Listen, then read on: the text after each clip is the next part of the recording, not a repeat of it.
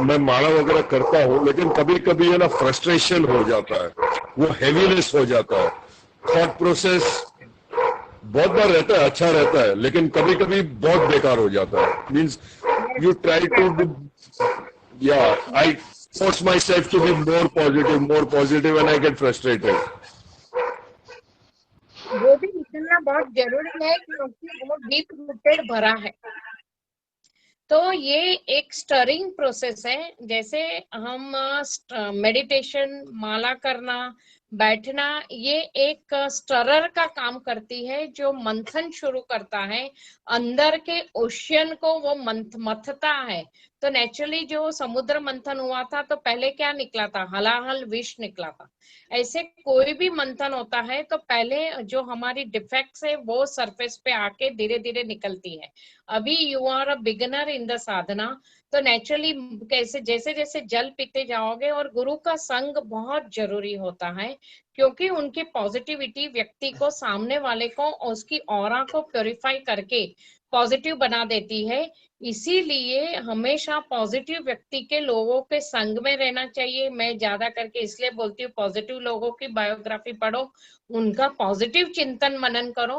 बाकी problem is there in everyone's life, खाली हम कुछ प्रॉब्लम को डीप रूटेड अपने हार्ट तक लगा देते हैं। इसलिए वो फेमस है ना कि कुछ दुख आता है तो हम बोलते हैं व्हाई मी। जब सुख आता है कभी हम नहीं बोलते कि व्हाई मी, मतलब व्हाई ही चोज मी। दुख में हम बोलते हैं why he gave me this. तो ये एटीट्यूड को खाली बदलना है। व्हाई की बजाय हम हमेशा थैंक यू बोले कि चलो दुख भी आया, नो प्रॉब्लम, एटलीस्ट कहीं तो कहीं मेरा इस जन्म का भोग पूरा हो जाएगा। Please help me to finish this journey in a positive way. तो फ्रस्ट्रेशन निकलना भी पॉजिटिव बात है, because after all it is a process of emptying out your inner self. Somewhere you have started the journey. Agreed? Sunil bhai? Yeah, agreed, very much. Yeah, it has to be because empty out तो होना ही पड़ेगा। तो it is a process of emptying out. पर इसीलिए हमेशा बोलते हैं माला करो, कुछ भी करो, गुरु का फोटो बाजू में होना चाहिए, धूप जलना चाहिए, ताकि वो ऑरा, वो एनर्जी आपके इर्द गिर्द रहेगी। तो एम्प्टिंग आउट प्रोसेस में भी कभी कभी कोई नेगेटिव पावर उसका फायदा ना ले जाए, तो पॉजिटिविटी शुड बी अराउंड। तो this is a source of protection. इसलिए वो इनिशिएशन प्रोसेस है, कड़ा है, वो प्रोटेक्शन के लिए है, क्योंकि गुरु जानता है कि एम्प्टिंग आउट प्रोसेस में कभी कभी व्यक्ति इतना वीक हो जाता है कि आजू इर्द गिर्द का नेगेटिव पावर जो उस पे हावी ना हो जाए। इसीलिए गुरु प्रोटेक्शन के रूप में, इनिशिएशन के रूप में कुछ ना कुछ पावर दे देता है। Understood the importance of initiation, कि इनिशिएशन के बाद ही मंत्र दिया जाता है, क्योंकि गुरु को मालूम है कि ये मंत्र स्टरर का काम करेगा और उसकी एम्प्टिंग आउट प्रोसेस चालू हो जाएगी। या ट्रू। तो कैथारसिस भी बोलता है, कैथारसिस, कि जो भी अंदर होता है कचरा सब धीरे धीरे बाहर निकल जाए। और कभी कभी आदमी मेडिटेशन के दौरान रोने भी लगता है, फूट हाँ बरोबर। वो जैसे कि जन्मों जन्म का रोना, अंदर आंसू सब रखे हुए हो और वो अचानक बाहर निकलते हैं। तो ये भी एक प्रोसेस है। तो एंटी हो जाओ और हल्के हो जाओ।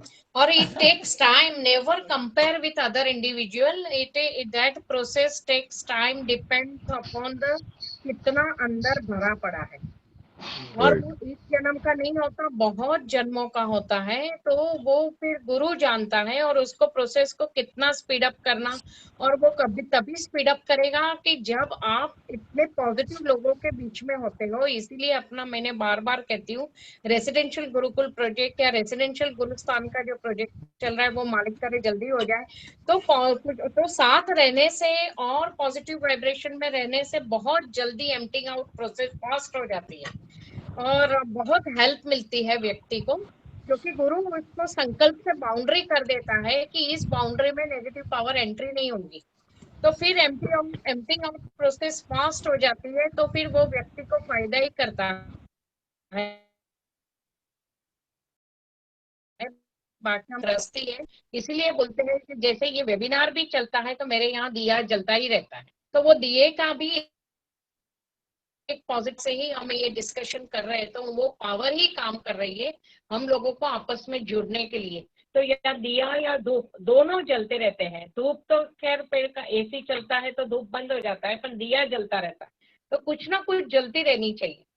धूप से भी एक्चुअली जो हमारे गुरु मंदिर में हम लोग धूप करते हैं और करवाते हैं, तो इसका भी जो जब आप स्पिरिचुअली बहुत आगे बढ़ोगे तो आपको धूप चालू होते ही मालूम पड़ेगा कि आपके शरीर पर क्या क्या पॉजिटिव इफेक्ट आती है और क्या क्या नेगेटिव इफेक्ट दूर चली जाती है, कैसे आपकी ऑरा प्योरीफाई हो रही है, ये सब मालूम पड़ेगा आपको। ये भी एक छोटा सा यज्ञ ही है।